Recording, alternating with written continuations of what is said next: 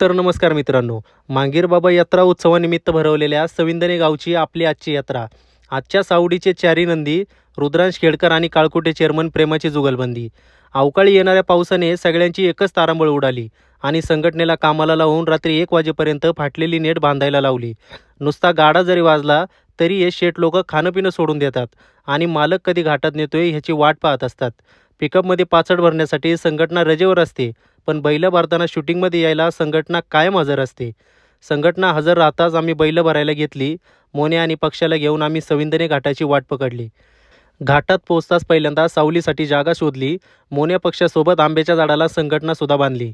आमच्या या पठ्ठ्याने अशी बैलं उतरवली की गाडीचं फाळकं लागून पक्षाची दोन्ही नखी खुडली. टोकन नंबर आला आणि बारी पुकारली. जयसिंग शेठच्या जुपणीची एकच आरोळी झाली. आज सुद्धा त्याच जोशात मोने आणि पक्षाने बारी केली. घड्याळ आलं 12 सेकंद 14 मिली. बारी करून आम्ही घरी परतलो.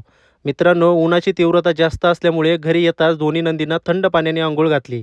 कारण घाटाचे 1 दिवस आधी मोन्याला उष्णतेचा त्रास होऊन अंगावर लंपीसारखे फोड आलते.